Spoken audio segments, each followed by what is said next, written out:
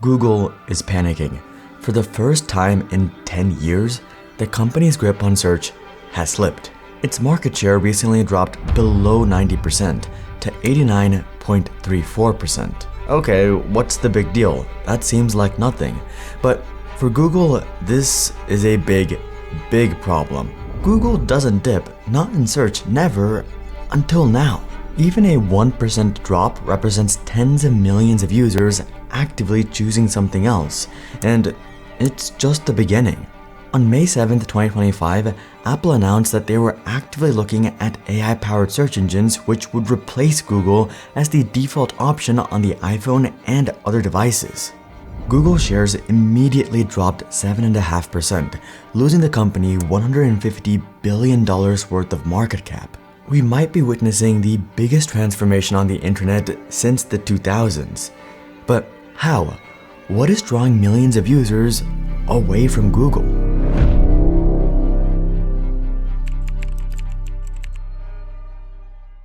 Let's wind back the clock a bit. In April 2015, Google finally reached 90% market share and has held on to that number tightly. Bing, Yahoo, and all other search engines fight for less than 10%. Everyone just uses Google, most not even knowing that other search engines exist. But when a company has such a massive monopoly, things tend to go a certain direction. When there's no competition, there's no drive to make a better product, only to make more money. Google search has slowly become worse and worse. Researchers have found Google results have become cluttered with more and more low-quality SEO-optimized content. People figured out the way Google ticks, and gaming the algorithm became the entire focus with keyword clusters, internal link structures, or the amount of page content. That's how you get recipes which are 3,000-word blog posts answering how to boil an egg. It's not better results, it's just better at tricking Google's system to rank higher, but it gets worse. Remember, Google is a public company. Even though they control the market, Wall Street doesn't want stability, they want growth. Investors want growing profits, not consistent profits, not through better products, but through more monetization. There was a strong internal conflict between product teams and ad teams.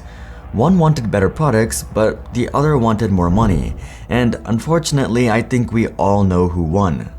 Google became more and more ad-focused and objectively worse. Don't believe me? Well, maybe you'll believe Google's own past employees. Ben Gomez, the past head of search at Google, wrote an internal email that, "I think we are getting too close to the money. I think it is good for us to aspire to query growth and to aspire to more users, but I think we are getting too involved with ads for the good of the product and the company."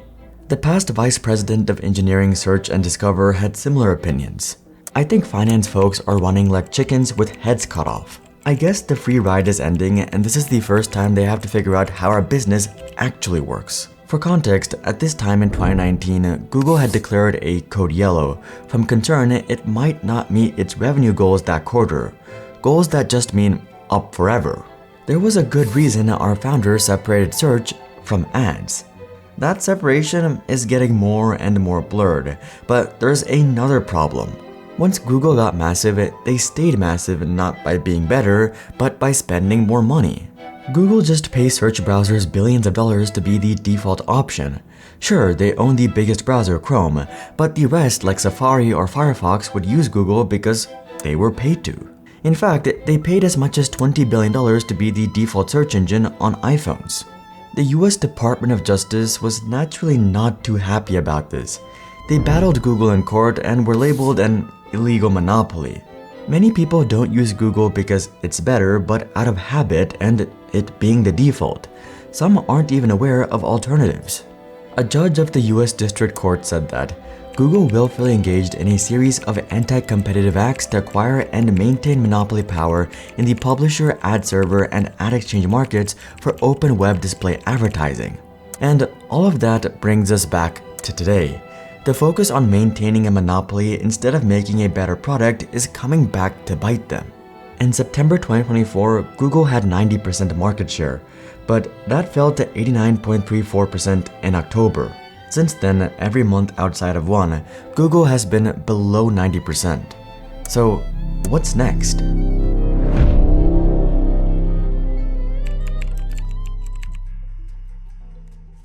We all know about the surge in AI recently. It seems like ChatGPT and the others that followed have impacted literally every industry on Earth. Every product, software, or hardware has had AI slapped on it, even things that don't make any sense. But one of the biggest disruptions was very recently. In late 2024, ChatGPT made a revolutionary change: search. OpenAI has announced it's rolling out its ChatGPT search engine for free. It will be available to everyone with an OpenAI account. If you open ChatGPT, under the text field is the search button. Typing from there will bring up search results with the information and the article you can visit. Google has already sort of introduced similar things, but what OpenAI is looking to do is to turn this incredibly popular product into a kind of completely new type of search, and potentially make a fortune off it. In a survey of 5,000 US consumers, 39% used AI for online shopping, 43% for local food recommendations, 47% for product recommendations, and 55% for conducting research. This is growing and fast. In February, traffic from generative AI sources increased by 1,200% compared to July 2024.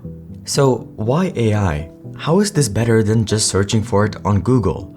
Well, let's start with the obvious. It gets rid of Google's annoying, messy results. You don't have to scroll past 4 or more ads just to find what you were looking for. It might not be quite as instant as Google, but it saves your time by only providing what's actually helpful, not what some company paid to have you see. This alone is huge, but that's just the tip of the iceberg. The big difference between search engines and AI platforms like GPT and Perplexity is context. Google is designed around keyword-based queries because it's built for speed and scale, for billions of searches pulling from billions of results. To find content, you need to match keywords and ignore all the fluff from your search. AI, on the other hand, are often language models so they can understand context. For example, maybe you're troubleshooting but are not the most tech-savvy person. You can ask for help but also provide that context for extremely specific instructions in basic language. You might ask, my second monitor keeps flickering randomly. It only started after I swapped to a DisplayPort cable. I've already updated my GPU drivers and checked refresh rate settings. Then, it recognizes things you've already tried, rule out a lot of results that aren't helpful, and can ask follow-up questions and identify known issues with parts of your problem in particular. With Google Search, it can't really do the same thing, and it might just bring you more results like fix flickering screen, meaning you have to look through more of the same results before you find something new and helpful. Plus, if you don't know why something is happening or the right keyword you're missing, you're out of luck. This isn't supposed to be a sales pitch for AI. There are clearly plenty of kinks. It will sometimes bring you wrong information or get stuck in a loop. To be clear, I'm not saying AI will replace search altogether, at least not anytime soon. But AI clearly does a lot that search engines can't. And this is the first major alternative to Google we've had in over a decade, and it's definitely for the better. Stats show that users referred by AI search spent 8% more time on websites, viewed 12% more pages, and exhibited a 23% lower bounce rate compared to those referred by traditional search methods. I think this is because the sources you get with AI are more relevant, so you find what you're looking for faster and stay longer, instead of opening a search result on Google, bounce off, try another, bounce off, and etc.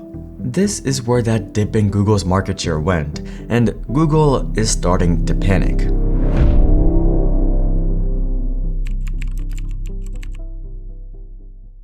If you weren't convinced Google is panicking, look no further than its own staff. Scott Jensen, a 16-year veteran and former product manager at Google, explained that the AI projects I was working on were poorly motivated and driven by this mindless panic that as long as it had AI in it, it would be great. This myopia is not something driven by user need.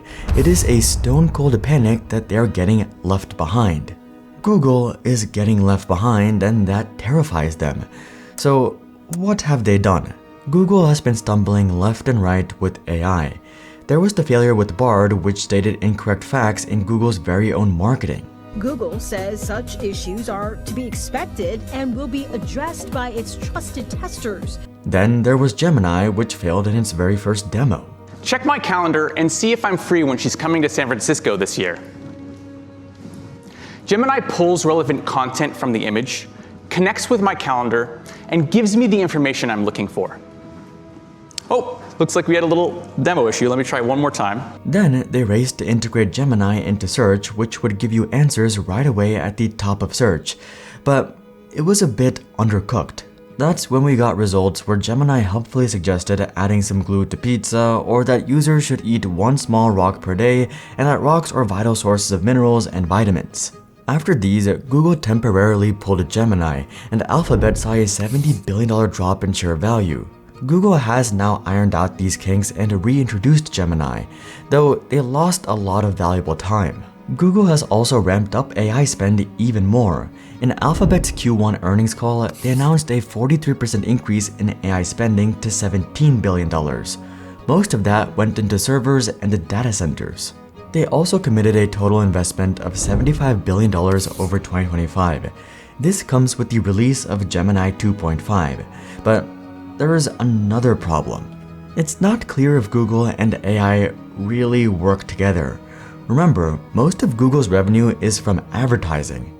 In 2023, advertising made up over 76% of Google's revenue, which was over $230 billion, much of which comes from search. But Gemini means people aren't clicking ads, and now advertisers are losing faith in Google. Raptive, which helps sell digital ads for 5,000 independent creators' websites, initially estimated AI overviews could cut visits by as much as 25% and cause the industry to lose $2 billion in annual ad revenue. But now they think that numbers may be on the very low end. Other giants in this space like Chegg have filed lawsuits, saying Google's AI summaries has unjustly retained traffic that has historically come to Chegg, impacting our acquisitions, revenue, and employees. It might be okay for ChatGPT to do this, but for Google, this business model was basically their entire business. So in a race to catch up, Google is hurting its own core business. The irony of all of this is that Google was technically the first mover in the AI race.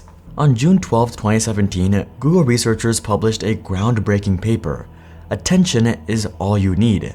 As of 2024, that paper has been cited more than 173,000 times and is in the top 10 most cited papers in the 21st century. This is the key foundation of generative AI like ChatGPT, but ChatGPT wasn't launched until late 2022. Google had the holy grail of AI technology, and they had it before anyone else, but Google wasn't interested. Why? Well, when Sundar Pichai was appointed as CEO in 2015, he had a large focus on slimming down.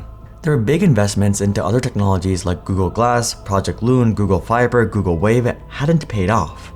So instead of AI, they put their focus back into monetizing search. This is when we got those comments from past employees about too many ads. Google's focus on maintaining their monopoly is now what is eroding that monopoly. Ironic. Aidan Gomez, a co-author of that groundbreaking paper, realized this technology wasn't going anywhere at Google. It is a matter of the freedom to explore inside a huge corporation like Google. You can't freely do that product innovation. Fundamentally, the structure does not support it, and so you have to go build it yourself. So he left, but not just him. Out of the 8 co-authors of the paper, 7 have left Google, 6 founded startups, and 1 of them joined OpenAI. All of this happened shortly after Sundar Pichai took over and said that Google will move from a mobile-first to an AI-first world. Seems like they only did this when they were actually forced to. Now they're starting to lose their monopoly. It's only a few percent for now, but I think this is the beginning of something much bigger. Can they protect their own market share without hurting their own revenue? Google is in a paradox that many companies have faced before, and generally, it doesn't end well. Alright, real talk. Since 2017, we've dropped over 1,050 videos and racked up 150 million views. That's almost as many searches as Google gets within 30 minutes, yet somehow we still haven't reached 1 million subscribers. If you've been watching without subscribing all this time, consider hitting that subscribe button so that we can finally make 1 million a reality. But until then, I'm Hari, and I'll see you guys on the next one.